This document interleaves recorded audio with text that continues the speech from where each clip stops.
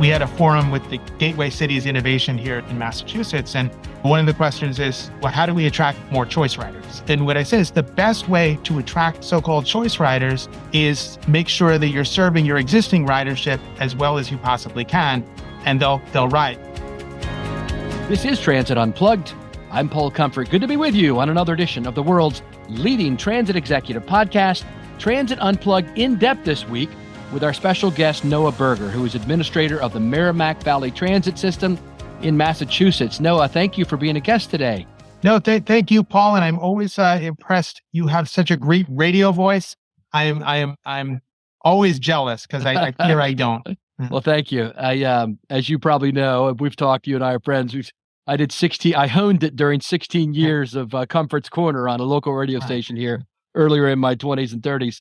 Hey, Noah, we've done a lot together, you and I have. I'm surprised I haven't had you on the podcast up until now, but I'm glad we finally got it in here in our 6th season. You're doing some amazing things there at Merrimack Valley, but you and I have also done some great things together. One of the things we did is we worked on our book, Conversations on Equity and Inclusion in Public Transportation, and you also have been a guest recently, along with one of your employees there, on our safety podcast, Preventing Driver Assaults, that we put together for CTAA funded by FTA. So we're going to talk about that in just a minute, as well as some awesome things. I mean, the fact that you have increased ridership 122% and you've gone fare free, man, I want to talk all about that in just a minute.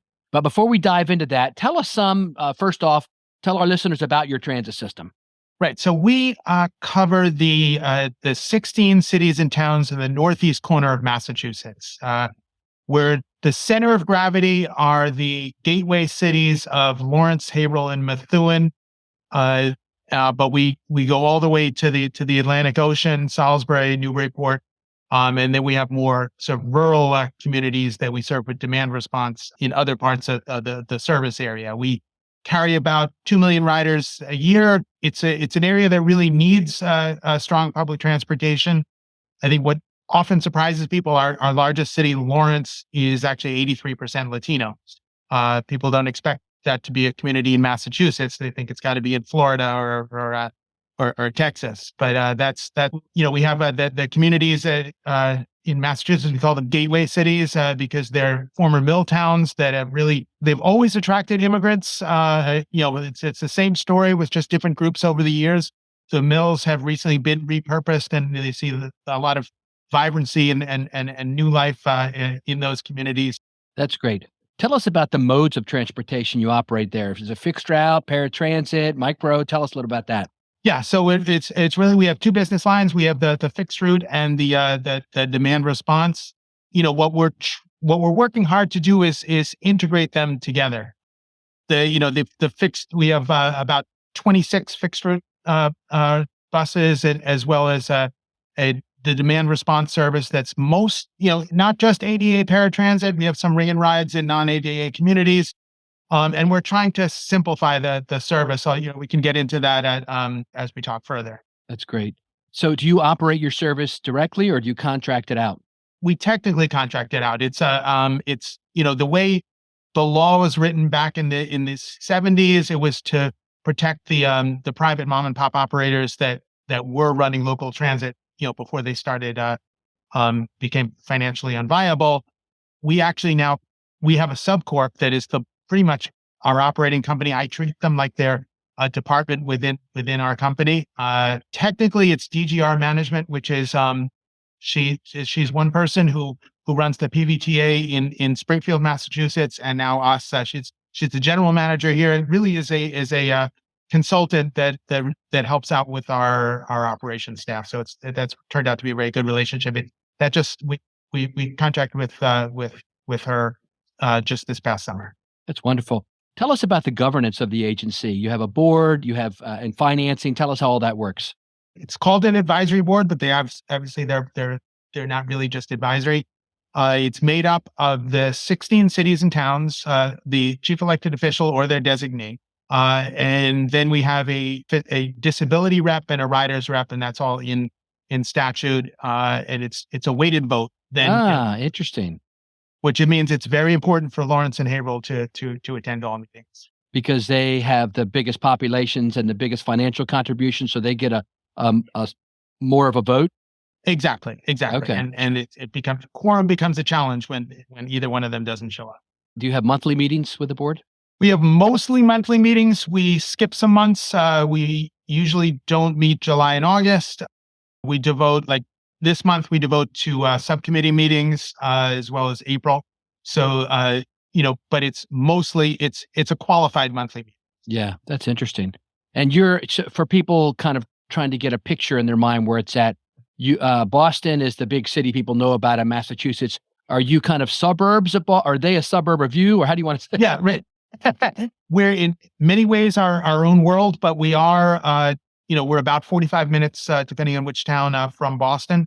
There are definitely, some bedroom communities, but some communities that really are their own, kind of their own standalone. ecosystem. And then we're right at the New Hampshire border. So there's a lot of, interstate, travel back and.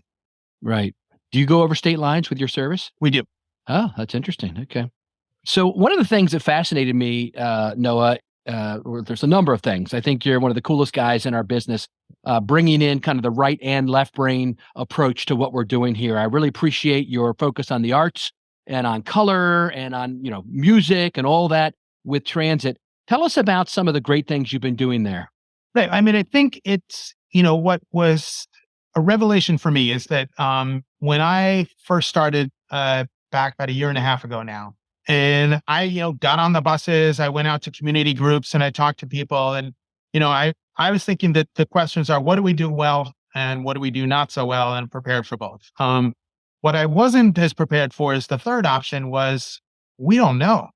You guys are irrelevant to us. And became very clear that we were not doing a good job of being present in the community, being visible to the community. So we've been on a pretty robust campaign to change that. And so some of the things have been higher profile, some of the things have been lower profile. But you mentioned that we went fare free in last March. That has been a tremendous success. And we, not only did we go fare free, and that was on both paratransit and the fixed route, we also took the fare boxes out, which I think sends a message. A lot of times when your transit authorities are sort of putting their foot in the water for going fare free, we don't want to fully commit and keep the fare boxes up. It sends a different message. I think we also took a hard look at our routes, and what we had historically tried to do is, for our fixed routes in particular, tried to have them do too much. And so it's that basically have routes that zig and zag and pull into every little area, make really odd choice. We had inbounds that were completely different from the outbounds, so that on a map, it looked like you served an area, but if you couldn't get back to where you started from, you really weren't serving that area. So we've been changing the routes, making them more direct, working with the community to make sure that no one's left behind. But I think that's been, the community's appreciated that. And I think the way I've messaged is we're doing a better job of respecting our riders' time. And we're also making it more logical. We're going to unfurl another bunch of route changes, but also with changing the route numbers, because for reasons that no one can explain to me, our route numbers made no logical sense. We have one single digit route. Then we jump into the teens, then we jump into the 30s, and then we jump into the 50s. So it's all makes logical sense. So the 32 is going to become the 2. The 33 is going to become the 3, and so on. And it also shows sort of, it makes a difference. It's like a low number license plate. It shows, if you have a lower number route, it shows you that community, they're important. So that's going to be rolled out in April. Another thing is, we've talked about this. We're currently a flag stop system, and we're putting out bus stops, which makes, and first of all, the drivers can't wait to have that happen. The joke is we have the 50-foot express where I'm waiting here and you're waiting, a couple of feet down, down the sidewalk, and someone else, and this way to consolidate. But it's also for the riders, you have a less intimidating experience if there's a sign for the bus. It'll tell me what route stopping there. It'll tell me where it's going. So it's no longer a leap of faith to just wait on the side of the road and hope that a bus drives. You've had an amazing increase in ridership since you've gone fare free.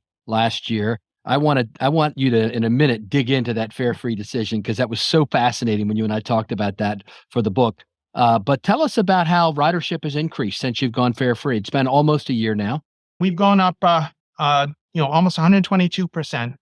And that's, that's understanding. I think the great parallel statistic for that is that complaints have actually gone down by over a third.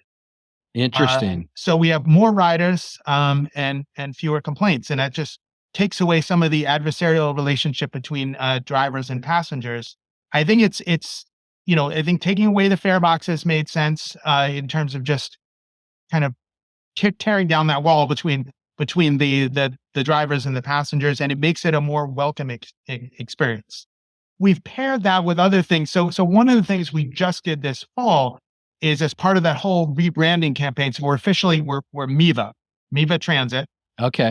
And that our buses literally had the same exact design as mail trucks. That's mail trucks. Disrespect to my friends in the Postal Service. Yeah. But that's not really the image we like a blue and red stripe on a white vehicle. A thin blue and red. It looks the exact same thing as a mail truck. And so we had a big community process, and we had some artistic minded members of the community who said what they wanted to see in a bus. And we have these. I love the design. I think and our designer who's done a lot of work in transit properties, she says, and she designed a lot of the other ones too, that this is the best one she's ever done. And it has, it's coral, it's aqua, it's yellow, and it's dynamic looking. It has pays homage to things in the community. So there are ripples that reflect the Merrimack River. One of the things that looking at all of our old mill buildings, we have clocks on every building here. There's old clock towers somehow make it everywhere. Yes. So we have these abstracted clocks, not too much to beat you over the head with it, but just enough to have a hint of the area. And then other things that I think are really important, particularly for the areas we serve. At the top of our bus says "Let's go," and then it says "Vamos." And that's a welcoming statement to the linguistically and culturally rich communities we travel through. And I think, Paul, in our industry, we've gotten very good at translating into Spanish all the things that you're not allowed to do. Don't stand in front of the yellow line. No radio playing, no eating, no drinking. Don't talk to the operator. But what we haven't had is that affirmative statement in Spanish translated. So it provides that welcoming. We're messaging to the community, you're all welcome on board. And then the other thing is that we're certainly not the first to do this, but from the disability community, rather than having the standard static disability emblem, we have the wheelchair looking on the go. Lean forward and letting folks know that people with disabilities, who is almost a fifth of our population, people with disabilities have places to go too. So I think all that has been very welcoming. And we wrap the vans too, our demand response vans, so that it helps show that we're one family of services, not two very distinct modes. And that's brought the vans into the realm of the services we provide in ways that people weren't fully aware. That's really good, Noah. What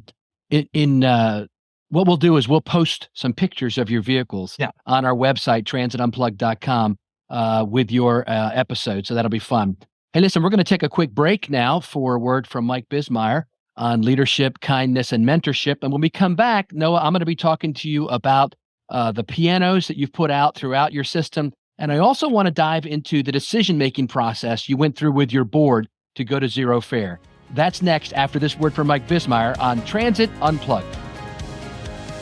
Hi, this is Mike Bismeyer, Transit and Kindness Advocate, and this is Mike's Minute, where we talk about mentorship, leadership, and kindness with the hopes it'll inspire you to pay it forward. Today's guest, Noah Berger, is yet another leader in transit that encompasses all these attributes. Notwithstanding the everyday business of moving people, many of the leaders in our industry continue to do much more. It is evident when you see the attendance at all the APTA and CUTA conferences, like the legislative this week and others throughout the year. Great minds meeting together and advocating for funding, change, and the advancement of transportation for all. Being in my 15th year of transit, I'm always grateful for those going above and beyond. Many of our industry leaders tirelessly tell the story of transit, and many appearing right here on this podcast, sharing what their agency does, what still needs to be done, and ideas to continue to enhance the service. There are both intentional and unintentional mentors in our industry.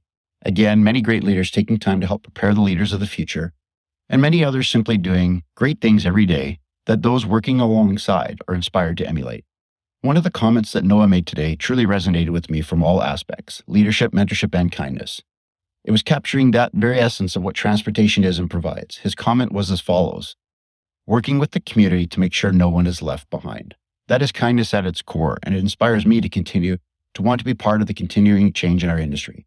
It's also one of those tidbits from today, along with his aim to be further connected to the community pulse, that I'm sure many will want to emulate and add to their personal toolbox. And speaking about going above and beyond, please don't forget that this coming March 18th is Transit Operator Appreciation Day. Please make sure to thank one of the operators, maybe a random act of kindness. Thanks for listening. Have a great week. Kindness is cool. We're back for part 2 of our interview with Noah Berger, who is administrator of the Merrimack Valley Transit System in Massachusetts. And just before the break, Noah, you were telling me about the change in the color scheme and the design on your vehicles, which is awesome. But you've done some other really neat things when it comes to visual and arts, music. Tell us about the pianos you have. Of course, I play piano. I can't wait to get up there one day and play some. No, that is awesome. This is happenstance that actually just fell into place last year, that there was a public art show that in another community where the artists came in, painted pianos, and it was ran only in the summer, and then they were looking for homes for the pianos afterwards. And so I said, sure, we'll take them, and we actually put them in the McGovern Transportation Center, which is also the Lawrence train station for the commuter rail run by the MVRTA. We serve it with a couple buses now, although our plan is to really activate that space and make that our central hub, which is another project we're involved in. But since then, that same arts organization did another show this past summer where they painted benches. So they were actually old church pews, and we ended up getting one of them that just happened to have a train on it.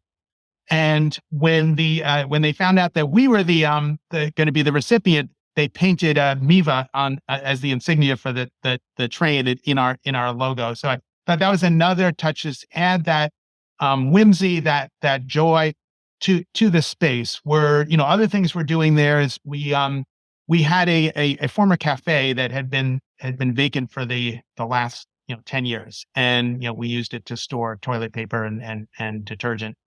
What we ended up doing is saying, okay, it's challenging to put out an RFP, get the highest bidder. Then there's always issues there, and you have no limited control over what's shown there.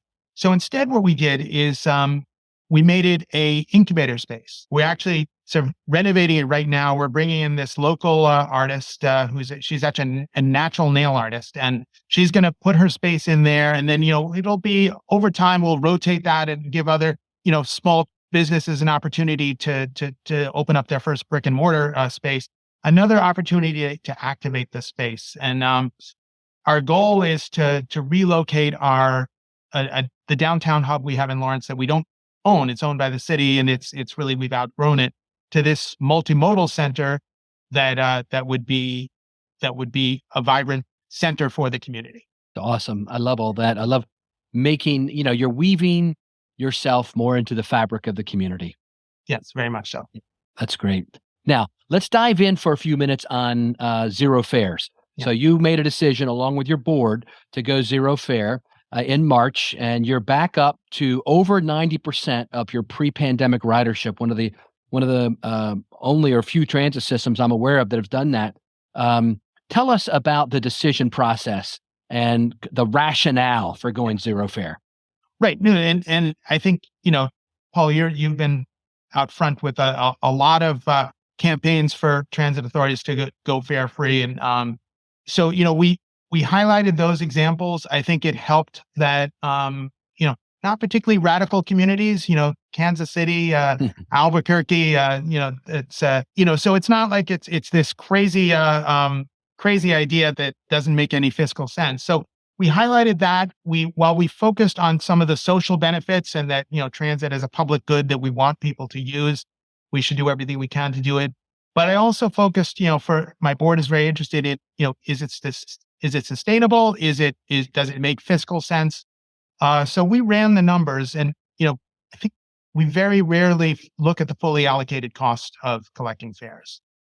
So if you count everything that goes into fare collection, and, we've had a long tortured history with the money room here, you have to hire the armored car, all the things that go into it, really 23.9 cents was all we saw for every dollar that we collected in the fare.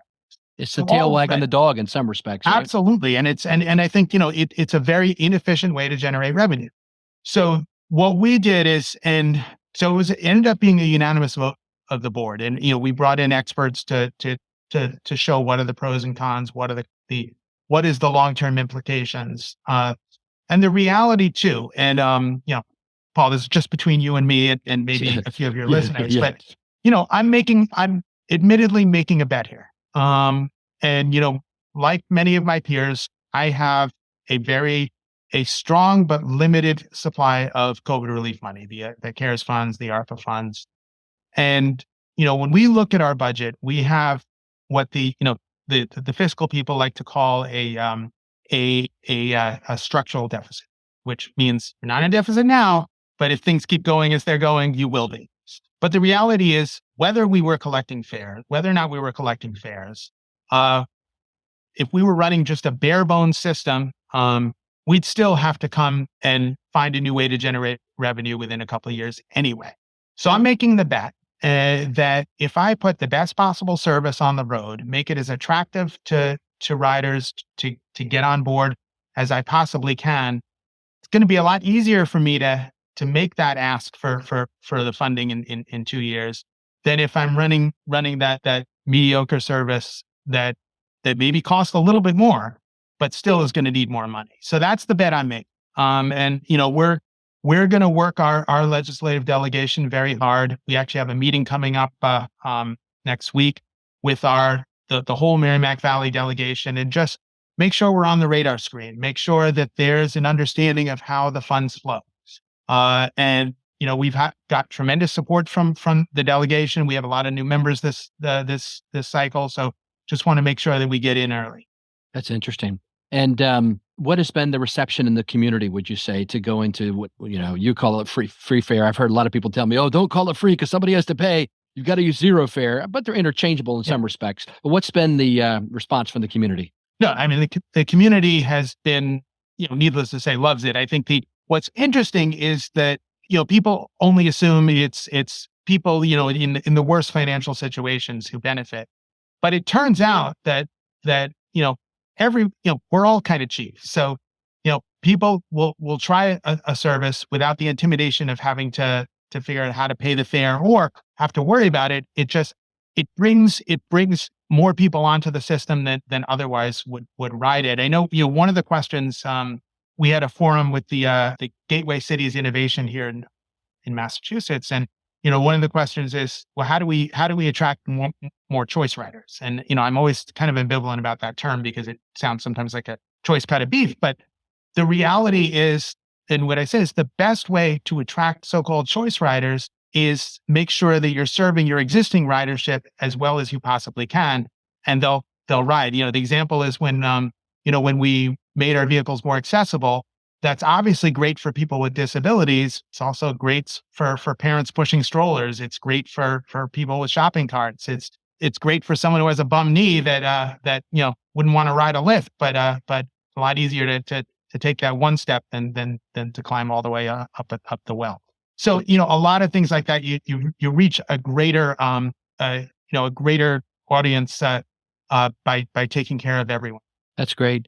In our book that you and I wrote together, along with 20 other top CEOs around the world, called Conversations on Equity and Inclusion in Public Transportation, you, in your chapter, man, you go really deep. So if our listeners are interested in a little bit more about the process, because we recorded that while you were in the middle of the process, I think, of getting it approved, and there's page after page after page of a real in-depth description. Yeah, no, and I really appreciate the that we, you started that book now over a year ago. Because as when the stuff we were talking about, a lot of it here was theoretical, and we were talking about stuff that we were looking forward to implementing. And now that we've done, obviously the free fares, but the rebranding and the route optimization and things, those are now in place. So it's great to see that mark in time that we can compare to. I have to say too that you mentioned that, and you put it in a very charitable way, and I appreciate that. I read Jared Walker's review of your book. Yes. And I love the backhanded compliment he gave to our chapter, because he said that, the challenge of talking to transit CEOs is they're very good at staying on script. They're very, very good at messaging. And so, may not expose, the messy details of policy. So the fun example is Noah Berger in the Merrimack Valley. And the backhanded compliment is saying, no, don't quit your J job and think you could run for politics, because you wouldn't survive in politics. You're not supposed to say these things out loud. Right. You were very granular and detailed, and you're right. Yeah, but that's that open transparency, I think, is what people loved about your chapter. And I got to tell you, Noah, the book went, as you know, to #1 on Amazon for mass transit books and stayed there for 6 weeks. It's the best-selling book I've ever put out. And it's largely because I've heard a ton of people tell me your chapter was one of the highlights. So thank you for that. No, that was... In our last couple of minutes, Noah, you've got a great background for finally running a transit system. Tell us a little about, your background in transit and working for government, et cetera. Right. No, it's been a meandering path. Transit is something I've always appreciated. And, I grew up in New York City, and rode it all the time, fascinated by it. And, took me a little while to figure out you could do it for a living. But I spent about 15 years for the Federal Transit Administration. So seen both sides. I've worked in advocacy organizations and as well as with other transit properties. So it was certainly things I've been thinking about for a good long time. But also it's important to, all transit operations, we're all like snowflakes. We're a little bit different. And, it's important to figure out what the unique attributes of your system are, what the needs are, before you start doing some sort of cookie cutter changes that may work in one area but not work in yours. That's good. So tell us though about your career, the positions you were in and before this. Okay, well, and some of it includes vending at Yankee Stadium. I did have a stint where I worked for the mob, albeit it was a concession stand at the Miller concerts on the pier. But you have to tell about it. And yeah, I can say I can work for anyone, because I worked for John Gotti, I worked for George Steinbrenner, so everything else is a piece of cake since then. But yeah, so I've worked actually at homeless shelters. I worked for a community action program in Vermont, and I worked for an obscure agency in Boston that has some oversight over the MVRTA before spending 15 years for the federal government at FTA. Which is a very different perspective on transit. I think when I started, it was it was drilled into you that you are not transit advocates, you're program advocates. And I never quite let go of the transit advocacy side. So but it was great experience to really understand how funding flows and how it's prioritized. From there, I did some stints just at various transit properties before landing this job running the Meg Valley system, which is a terrific system, and I have a fabulous team that's with me every step of the way. That if they weren't there, obviously I wouldn't be able to have done any of this. Well, congratulations on the work you've already done. And under 2 years, you've really made some dramatic improvements, I think, and some changes in the system. And be careful, because change agents, I have found, have a ticking time bomb on our back, metaphorically speaking.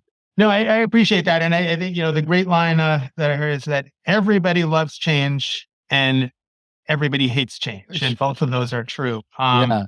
And I have to say, I think another sort of change that's kind of under the radar screen, but it's important, is it's not just the riders you have to take care of, you have to take care of your own people. And so one of the things that I'm most proud of is that we are one of the few transit agencies that been able to grow our workforce rather than see it shrink in the driver shortage. We're up almost 12%. Our drivers, which is, a lot of the stuff we're talking about. We increased frequency in Lawrence back in September. We could have done that without the bodies behind the wheel. And a lot of that is, making sure you're showing the drivers that they're important. We added a massage chair in the driver's lounge. We painted the driver's lounge. We added a high-end coffee machine that you can get fancy Italian coffees that I've never heard of before. But I have to tell you that the number one seller in the coffee machine is the hot chocolate. And that was started in the summer. So it's only going to get more so. But, I think that sends the message. They see me, I walk through there, I ride the buses, I talk to them. It's no longer confused. Oh my God, what did I do? Why is the administrator on my bus? Now it's an opportunity to talk, and you'll hear the stuff that often doesn't get, doesn't surface. We put together initially it was going to be a good ideas group, and my human resources director changed it to the great ideas group, which is even better. But we have drivers and mechanics and reservationists all sit around saying, here are things we'd like to see change. So I'm told that the morale here is off the charts, and that in a good way, in a great way. And I think, I know that when Tracy Jones, who designed the she came out here for just to see the final products, and said, she's been to a number of transit properties, and she's never seen a place where people are as happy to be there as they are here, which that makes me feel good. And we can, without the drivers, we wouldn't be able to, and that sends the right message to the passengers. Yeah, absolutely. Yeah. I think that your commitment to not just your passenger customers, but also your employee customers, so to speak, as an agency is commendable. And it's shown by the fact that you're one of the, you're a unicorn. You're standing out in the industry as somebody who actually is increasing the number of drivers so that you can do the things you want to do. I was recently in London talking with the head of the Irish National Transportation Authority, and I was in Denver talking to folks there, and both of them have great new plans to reboot their routes. They don't have enough operators to make it happen. So I think in addition to increased wages and benefits, there are a lot of other things like you talked about that we can do to improve the operating environment for them. And to be honest with you, I think reducing potential flashpoints of conflict, like at the fare box, may have something to do with it too. Absolutely. And I think, recognizing that, we draw our workforce from the same community we draw our ridership from. And, that's, and for us in particular, it's, we have a significant Spanish speaking workforce. One of the things we did, I think we talked about this a year ago, this is, at the time we just rolled it out, but we used to have in our application must be fluent in English, and we took that out, and that was advice on one of the community groups. I mean, first of all, it turns out that we're all terrible at self-reporting our own fluency. It's and it turns out it broke down along gender lines too. That women are much more self-critical than men always think they're doing it right. So you ended up taking people off the table. That might have been a great bus driver, probably would be an even better bus driver, because you need that ability to be self-critical and be sensitive that you don't have. And it's also, if 83% of our largest city is Spanish speaking, why are we putting ourselves already at a disadvantage? So that's been terrific. Actually, of our new drivers, almost 74% are minorities, and over 30% are women, which wasn't the case before. So by thinking of your workforce as the same as being part and parcel with the community, I think that helps. What an innovative approach, but it should be right there in front of us, right? Observing the obvious and then implementing it as policy. Amazing. Noah Berger, thank you so much for being our guest today on Transit Unplugged. I know our listeners around the world in over 100 countries will be fascinated by the things you've talked about today. We've hit so many hot topics. We wish you the very best as you continue to innovate and drive improvements for the passengers and the employees of your transit system. All right. Thanks, Paul. Thank you for listening to this week's episode of Transit Unplugged in depth with our special guest, Noah Berger of the Merrimack Valley Regional Transit Authority. Now, Noah will also be talking about zero fares and a special debate during the Executive Summit at Think Transit. And there's still time to register for Think Transit and the Executive Summit. Just visit trapezegroup.com/thinktransit for all the information you need to register for either event. The Executive Summit is only $149 and gives you access to all of Think Transit. Coming up next week on Transit Unplugged News and Views, we have Kirt Conrad of STARK and Shari Burgess of the Utah Transit Authority. And don't forget to visit transitunplugged.com to sign up for the newsletter so you're always in the loop with what's going on in the show. But if you would like to email us, you can do so at info@transitunplugged.com. So until next week, ride safe and ride happy.